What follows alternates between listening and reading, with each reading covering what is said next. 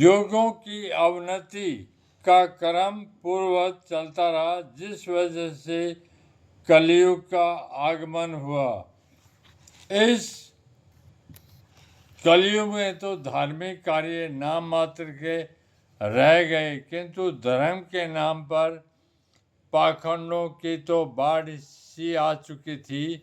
इस समय कठिनाइयों से जूझना तो हर किसी के बलबूते की बात नहीं रह जाती। इसलिए वही परम सत्तावान परमेश्वर संत के रूप में अवतरित होकर पुण्य मर्यादा स्थापना का प्रयत्न करते हैं। इस कलयुग की आयु 4,32,000 की ही है।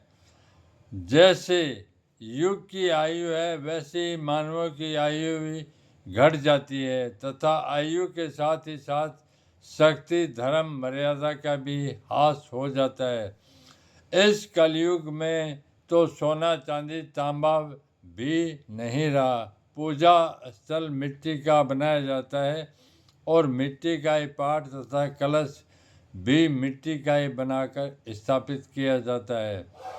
यह मरने युग आने पर सभी कुछ मिट्टी का ही हो जाता है, किंतु व्यापार विनिमय का साधन रूप मुद्रा चांदी ही रहती है। किंतु वर्तमान में तो कलयुग की प्रखरता का कारण मुद्रा भी कागज या लोहे की हो गई है। जमदेवी के समय में तो चांदी ही की मुद्रा चलती थी। युग के धर्म का उत्तरोत्तर ह्रास होते देखकर 12 करोड़ मानवों के प्रमुख या अनंत करोड़ मानवों के प्रमुख के रूप में आकर श्री जम्बेश्वर जी ने पुण्य कलश की स्थापना की थी। उसी कलश मर्यादा नियमों के सहारे उन्होंने संसार सागर से पार उतार दिया था। जमदेव जी द्वारा स्थापित उस कलश तथा प्रहलाद, हरिश्चंद्र तथा युधिष्ठिर द्वारा स्थापित कलश से जो धर्म हुआ, वही इस हमारे द्वारा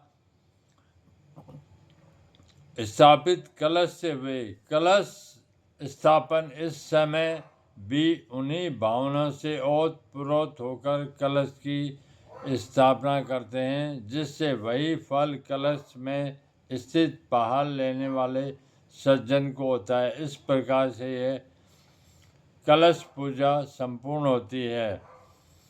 इस कलश के माध्यम से हम उन्हीं परम सत्ता तथा सृष्टि के महानतम विभूतियों की ही पूजा आराधना करते हैं। उनसे यही प्रार्थना करते हैं कि हमें वही आदि अनादि कलश स्थापना से प्राप्त होने वाली शक्ति प्रदान करे, जिससे हम उन टूटी हुई धार्मिक मर्यादाओं को जोड़ सकें।